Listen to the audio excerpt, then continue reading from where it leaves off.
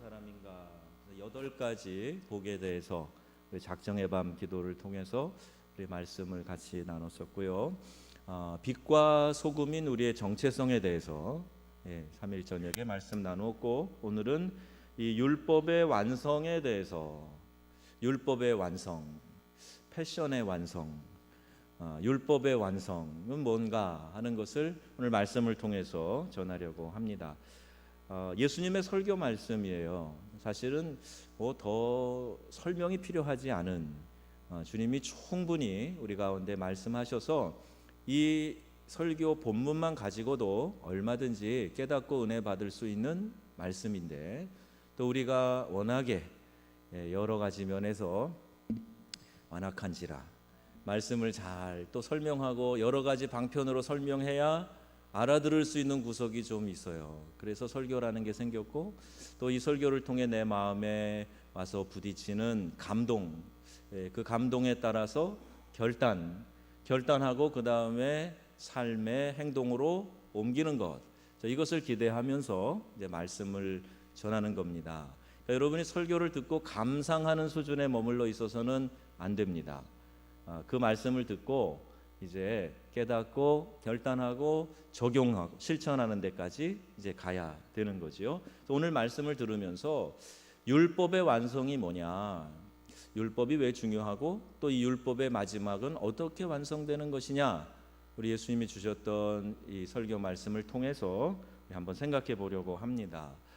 내가 율법을 폐하러 온 줄로 아느냐? 아니라 율법을 완전하게 하려 함이라, 이렇게 말씀하셨어요. 그러니까 예수님도 어떻게 보면 율법을 많이 저항하는 분 같으셨으나, 그런데 예수님 자신이 내가 율법을 폐하려고 온 게 아니라 그 율법을 완전하게 해주기 위해서 그렇게 왔다고 말씀하고 계시는 겁니다.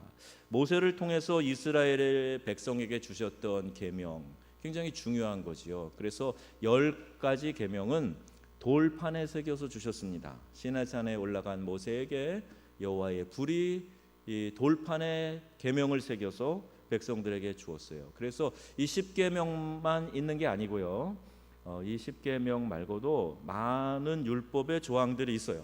우리식으로 말하면 판례, 조례 뭐 이런 것이라고 할 수가 있겠죠. 근본이 되는 율법은 있고, 또 상세하게 적용해야 되는 일들은 또 다른 율법을 가지고 그들에게 이런 규정들이 있다는 겁니다. 그 중에 이 안식일의 규례, 또 정결한 짐승과 부정한 짐승에 대한 이런 규례들이 참 많이 있어요.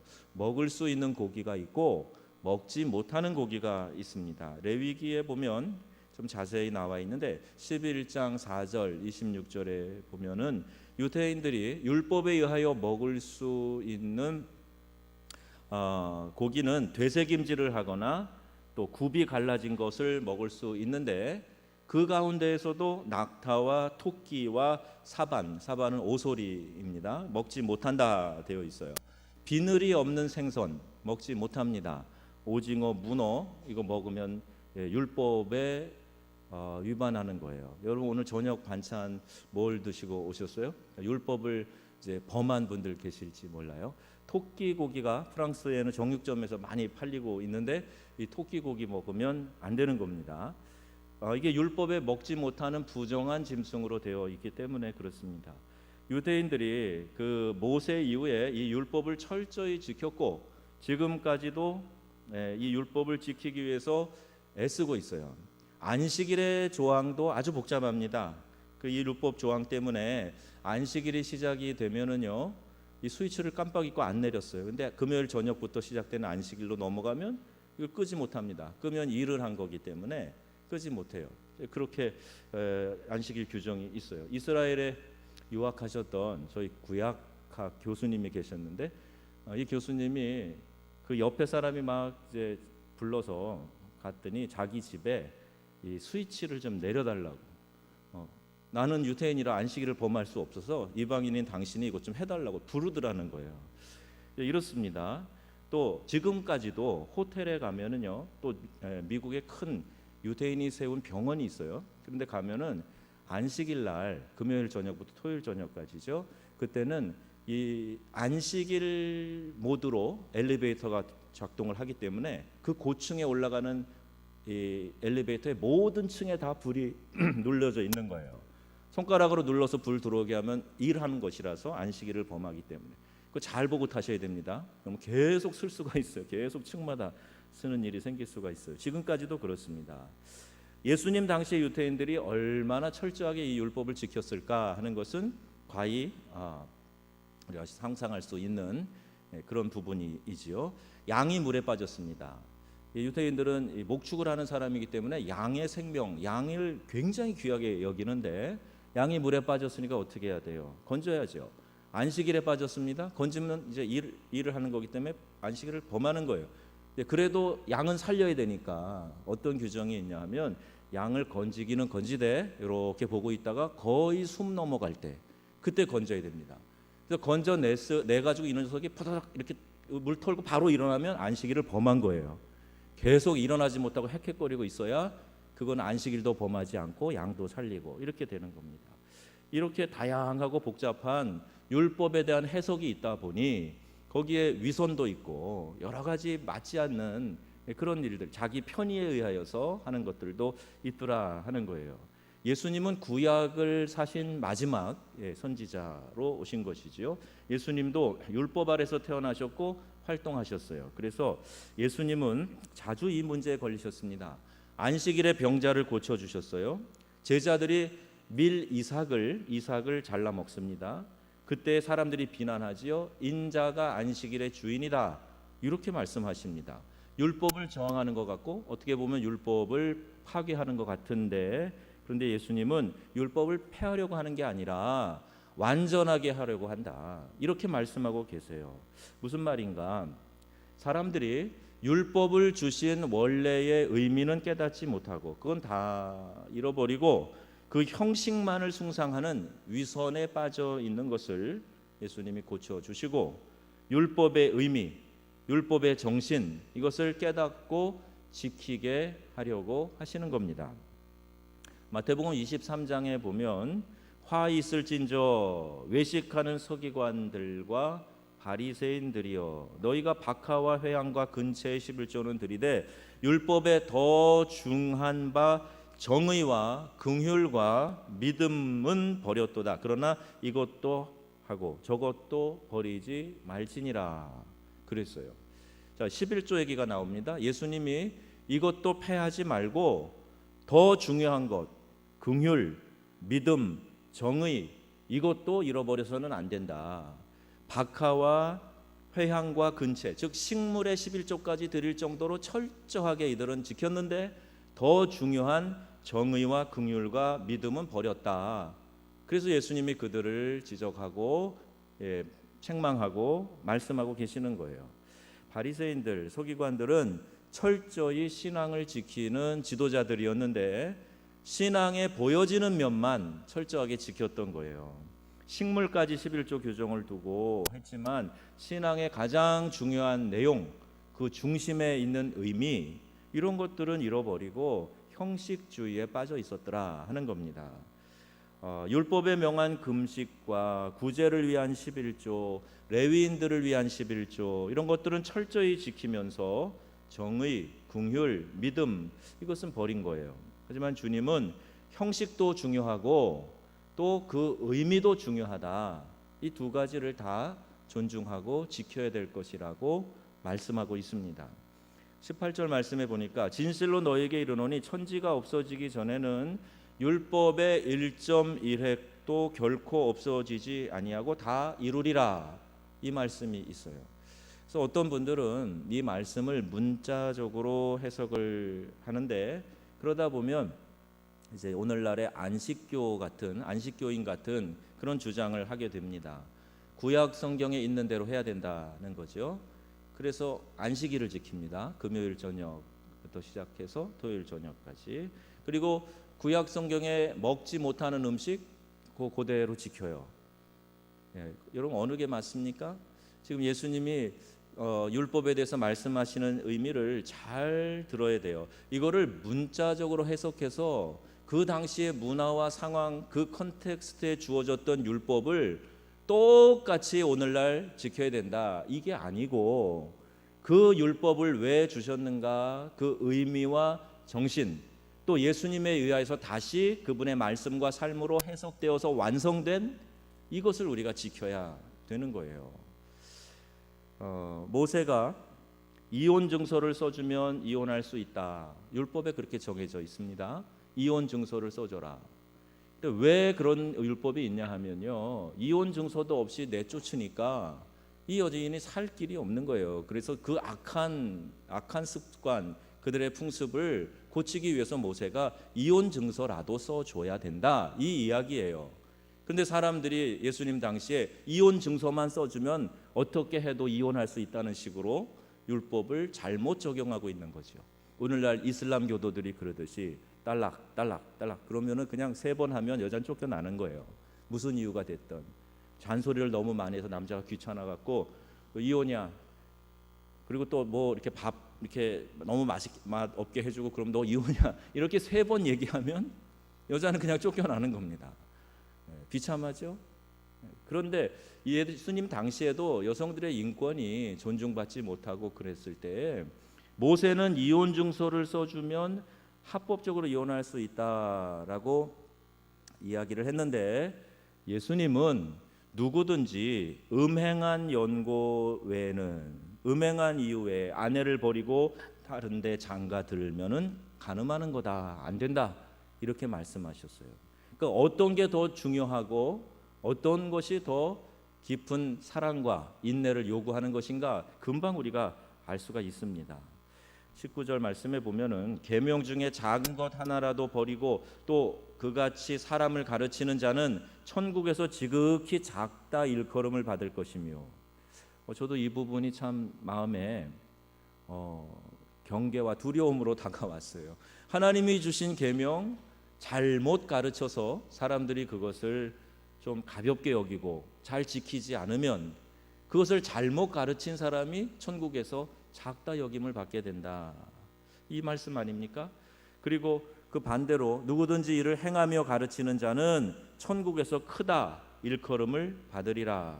그러니까 계명을 잘 지키는 자를 하나님도 인정해 주신다, 높여 주신다, 그런 말씀이에요. 단 계명을 형식적으로 지키는 것이 아니라 그 계명의 참 뜻을 알아서 중심으로 지키는 것을 말합니다. 오늘날 우리 그리스도인들이 너무나도 이 계명을 지키는 것에 대하여서 소홀합니다. 저 자신도 그렇고요, 여러분도 그렇고 철저하게 나는 하나님의 말씀 계명 지키겠습니다라는 결단이 옛날보다 많이 약해졌어요. 전에는 뭐 하나 잘못하면 하나님 앞에 철저히 회개하려고 하는 마음이 있었는데 요새는 두리뭉실 그냥 넘어가려는 게 다반사란 말입니다. 계명을 어기고도 그냥 다 면죄부가 주어져 있는 것처럼 은혜를 왜곡해서 그렇게 계명을 철저히 지키지 않는 성도들이 많이 늘어나고 있는 안타까운 상황, 현실이에요. 그런데 계명을 잘 지켜야 하나님도 그를 인정해 주시고 높여 주신다 하는 거예요. 계명의 형식만이 아니라 그 계명의 원뜻, 내용, 중심까지 잘 지켜라, 그 말씀을 하고 계시는 거죠. 20절 말씀에서 예수께서 말씀하시는 우리의 의의 기준이 바리새인과 서기관들보다 더 높아야 된다는 거예요. 지금 말씀드렸지만 바리새인과 서기관들은 박하와 회향과 근체, 식물의 11조까지 철저하게 계산해서 따져 드리면서 일에 한 번씩 금식하고 구제 11조를 하고, 레위인들, 기업이 없는 오늘날의 성직자죠, 땅을 기업으로 받지 않은 레위인들을 위한 11조를 따로 떼서 드리고 철저하게 율법을 지켰는데 그들의 의보다 너희들의 의가 더 높아야 된다, 이렇게 주님이 말씀하고 계시는 거예요. 그러니까 우리가 계명 안 지키고 대충 살면서도 은혜로다, 주의 은혜, 이렇게 할 수 없다는 얘기예요. 자, 율법에 대해서 우리가 어떤 태도를 가지고 있는가 한번 생각해 보겠습니다. 분명한 것은요, 구원은 우리의 노력이나 행위로 받는 것이 아니라 거저 주시는 거예요. 여러분 그렇게 믿고 계시죠? 여러분 구원을 돈 내고 받으셨습니까? 노력해서 받으셨습니까? 아니요, 구원은 거저 받았어요. 그 거저받은 구원의 은혜 감사하고 감격해서 우리가 하나님 앞에 나와 예배하고 주님의 몸된 교회를 섬기고 주님의 명령을 준행하여서 살아가고 있는 겁니다. 그런데 이 구약의 율법은 문자적으로 해석해서 지키려고 해서는 안 되죠. 예수님의 율법 해석을 기준으로 지킬 것과 지키지 않을 것을 구별해야 돼요. 자, 안식일의 주인이신 예수님, 이 예수님이 부활하신 날이 안식 후 첫날, 그죠? 그래서 안식 후 첫날이니까 토요일 지난 다음 날, 오늘 우리의 주일입니다. 그래서 우리는 주님의 날 이렇게 부르는 거예요. The Lord's Day. 이래갖고 주님의 날, 그래서 주일이라고 부르고 있어요.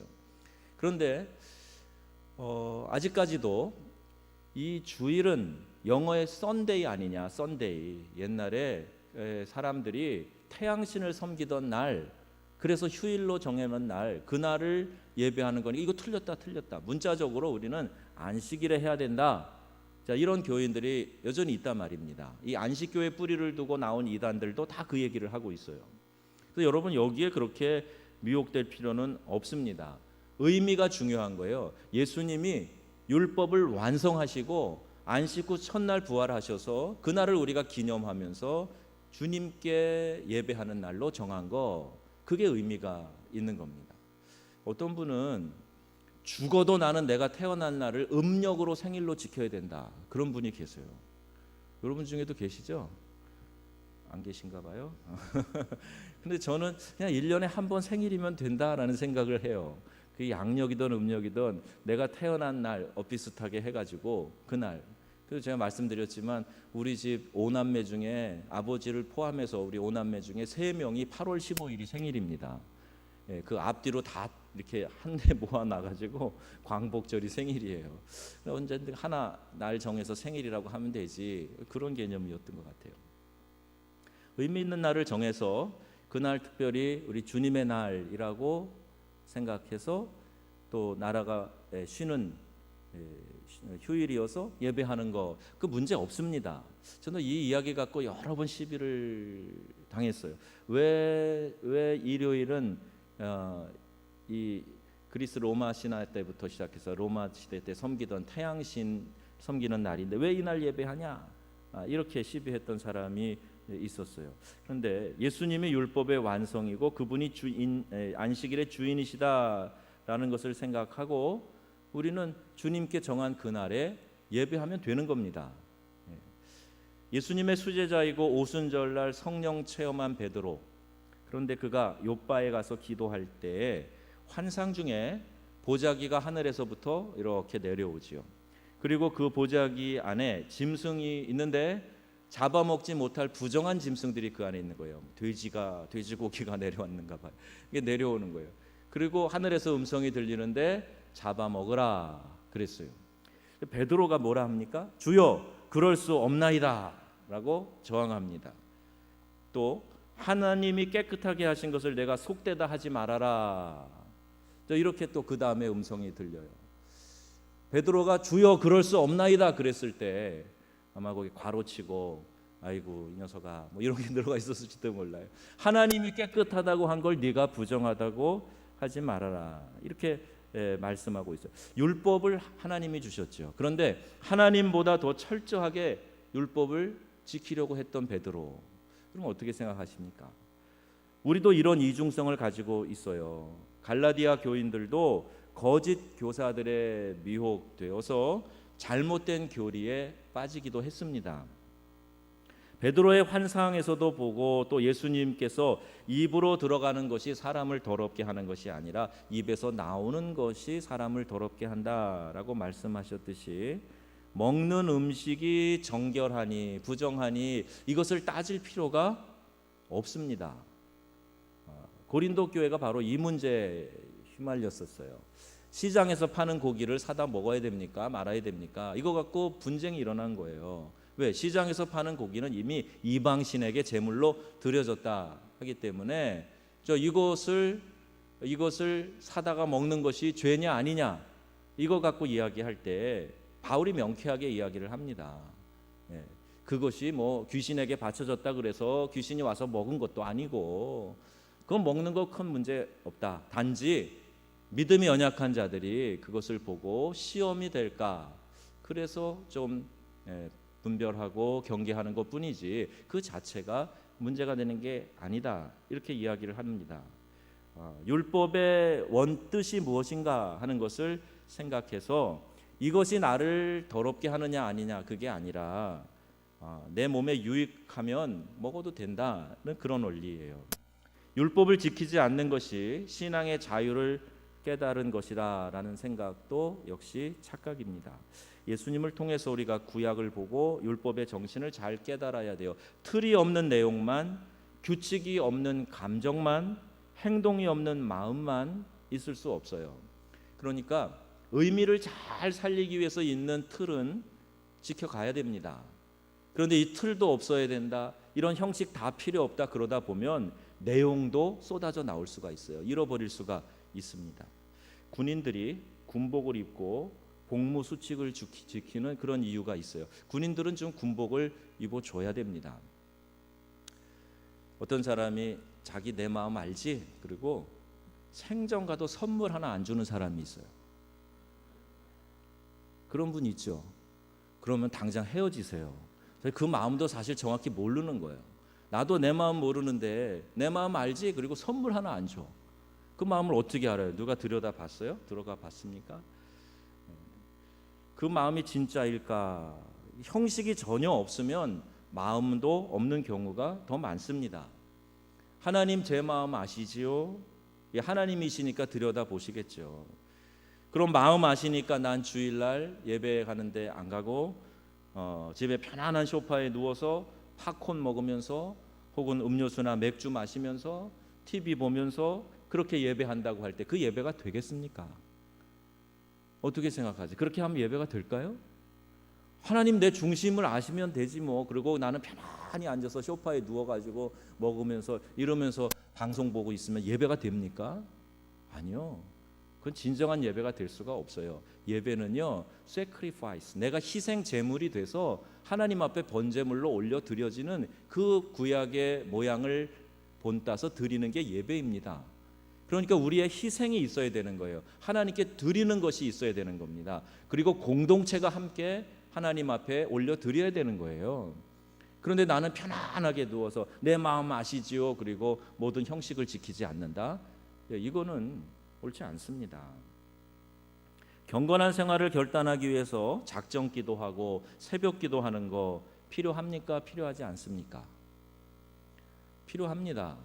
하나님 내 마음 아시고 내 처지 아시니까. 그리고 나는 따뜻한 아랫목에서 주여 주여 한 3번 하다가 30분 다 지나고 기도 많이 했다. 그리고 일어나는 거 하고, 추운 바람을 헤치고 새벽에 교회 나와 앉아서 말씀 들으며 예배하는 거 하고, 어떤 마음이 더 귀한 마음이 되겠습니까?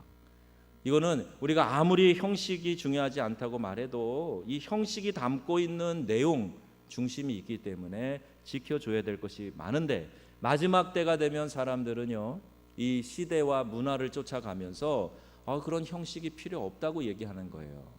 또 이 포스트 모던 시대에는 절대 기준도 없다고 주장합니다. 그래서 우리가 마지막 때가 될수록 모이기 더 힘들어지는 거예요.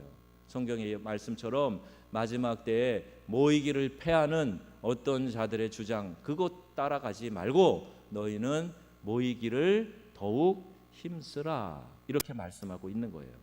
우리 교회에 정해진 공예배 잘 지키시기 바랍니다. 나와라 나와라 그래서 나오는 것보다 여러분, 내가 꼭 공예배는 지킨다, 이런 마음의 결단, 내가 작정한 예배, 기도, 이것이 참 중요해요. 다니엘이 하나님 앞에서 귀하게 여김받았던 것도 그가 뜻을 정하여 우상에게 바쳐진 그 고기를 먹지 않고 왕의 진미를 먹지 않겠다, 뜻을 정했던 것, 뜻을 정하여 하루 3번씩 예루살렘을 향해서 기도하였던, 창을 열어놓고 기도하였던 그 기도, 하나님이 그 마음을 귀하게 보신 거예요. 사도들이 규칙적으로 성전에 올라가면서 기도한 것, 의미가 있습니다. 예수님도 정해진 시간에 습관을 쫓아 한적한 곳에 가서 기도하셨어요. 예수님이 새벽에 기도한 새벽 기도를 한 것은 무엇입니까? 예수님도 그 뜻을 정하여서 시간을 정하여서 하나님 아버지와 독대하고 만나는 시간 따로 두셨단 말입니다. 우리가 믿음의 생활을 그렇게 슬렁슬렁해서는 안 돼요. 하나님 앞에 마음을 정해서 뜻을 정해서 올려드리고 정한 시간에 주님을 만나려는 노력이 있어야 합니다. 하나님 사랑하는 마음을 그렇게 표현해야 돼요. 내가 이 세상의 물질보다 그 명예보다 다른 어떤 것보다 하나님 소중하게 생각합니다. 그래서 하나님이 내게 주신 수입을 딱 정해놓고 하나님께 바치면서 내가 하나님을 쫓아가는 따라가는 사람입니다. 이 믿음의 고백을 하나님이 보시기를 원하시는 거예요. 새벽 미명에 졸립지만 피곤해도 하나님 앞에 나아가서 기도하고 하루를 시작하겠습니다. 이런 결단. 아침에 출근하며 등교하며 또 저녁 시간에 퇴근하며 하고 또 집에 돌아갈 때 한 번씩 교회 들려서 예배 잠깐이라도 기도하고 가겠습니다. 이런 마음의 결단 하나님이 귀하게 보시는 겁니다. 내가 혈기와 교만을 없애는 특효약인 금식 기도하고 성지순례하고 기도원을 찾아 묵상 기도하고 수련회나 집회에 참여하는 것 다 중요한 일들이에요. 헌금 생활, 구제 생활도 힘써야 됩니다. 없다고 자꾸 움츠리면요 더 할 수 없도록 약해지게 되어 있어요. 그런데 어려움 중에서도 부족해도 흘려보내고 하나님께 드리고 하나님께 헌신하는 마음은 하나님이 계속해서 공급하시고 쓸 것이 있도록 만들어 주시는 겁니다. 예수님께서 말씀하신 온 율법과 선지자의 강령이 무엇인가? 마태복음 22장 33절에서 40절 예수께서 이르시되 내 마음을 다하고 목숨을 다하고 뜻을 다하여 주 너의 하나님을 사랑하라 하셨으니 이것이 첫째 되는 계명이요 둘째도 이와 같으니 내 이웃을 내 자신과 같이 사랑하라 하셨으니 이 두 계명이 온 율법과 선지자의 강령이니라 이렇게 말씀하셨습니다. 우리는 신앙생활하기 참 쉬워진 시대에 살고 있어요. 유대인들을 생각해 보세요. 그 복잡한 율법을 지키느라 얼마나 힘들었겠습니까? 그런데 우리는 예수님이 두 마디로 이 많은 율법과 선지자의 강령을 요약해 주셨네요. 첫 번째는 주 너의 하나님을 내 마음과 뜻과 네 목숨을 다해서 정성을 다해서 하나님을 사랑해라. 이것이 그 많은 율법의 결론이다, 종합이다 하는 거예요. 또 두 번째는 이와 같으니 내 이웃을 내 자신처럼 사랑해라. 이 두 가지가 온 율법과 선지자의 강령이라 이렇게 말씀하고 있습니다. 자, 여러분은 지금 이 율법과 모든 선지자들의 강령을 잘 지키고 계십니까? 잘 지키고 계시지요? 지키실 마음은 있으십니까? 네, 지키셔야만 합니다. 왜냐하면 이것이 우리가 하나님을 사랑한다라고 하는 우리의 중심의 표현이 되는 것이기 때문에 그래요. 예수 믿는다는 것이 그냥 내 감정에 충실해서 몸만 왔다 갔다 하는 거 이게 아니에요. 내 마음을 드리는 겁니다. 그리고 하나님이 우리에게 기뻐하시는 그 일을 실천하는 거예요. 하나님이 우리에게 명하시고 기뻐하시는 그 두 가지가 하나님을 죽도록 사랑하는 거고 이웃을 내 몸처럼 사랑하는 거예요. 그러니까 여러분 이웃을 미워하면 율법을 안 지키시는 겁니다. 그것도 율법의 대부분을 안 지키시는 거예요. 여러분이 하나님을 사랑하며 그 하나님 사랑하는 마음을 표현하는 예배 슬렁슬렁 대충 드리고 시도 때도 없이 빼먹고 그거 율법 안 지키는 거예요. 하나님이 그토록 중요하게 말씀하시는 율법의 대부분을 안 지키는 겁니다. 왜요? 이게 종합이라니까요. 이게 결론이라니까요. 하나님 사랑하고 이웃을 사랑하는 게 모든 율법의 결론이란 말입니다. 이걸 잘 지키셔야 믿음이 좋은 사람이고 하나님 앞에 상급받을 사람이고 축복받는 신앙생활, 믿음 생활을 하는 사람이 되는 겁니다. 그냥 그런 거 없이 무조건 축복하면 좋겠지요? 부담 없으시고 얼마나 좋으세요? 근데 오늘 말씀에 이렇게 되어 있네요. 하나님 사랑하시기를 바랍니다. 이웃을 내 자신처럼 사랑하시기를 바랍니다. 그래야 온 율법과 선지자의 강령을 다 지키시는 거예요. 이 말씀을 지키는 자는 온 율법을 지키는 것이고 이를 무시하고 지키지 않는 것이 그것이 형식적인 신앙생활, 율법과 강령을 무시하는 신앙생활 되는 겁니다. 하나님의 뜻을 잘 따라가고 순종해야 하나님의 축복을 받아 누리면서 사는 겁니다. 나는 내 마음대로 그러면서도 축복은 늘 나를 따라다니기를 아니요. 이건 동상이몽이에요. 하나님의 말씀과 뜻을 잘 따라가면서 축복된 삶을 살아가는 겁니다. 자, 오늘 말씀의 결론 맺겠습니다. 우리 구원의 기쁨, 구원을 주신 하나님께 대한 기쁜 감사하는 마음, 이것이 그분의 자녀다운 품성으로 살아가는 겁니다. 율법은 주님께서 가르쳐 주신 말씀대로 하나님 사랑하고 이웃 사랑하는 것으로 완성이 되는 겁니다. 이 사랑을 실천하는 그런 믿음의 백성의 삶을 살아가시는 저와 여러분 되기를 주 예수님의 이름으로 축원합니다.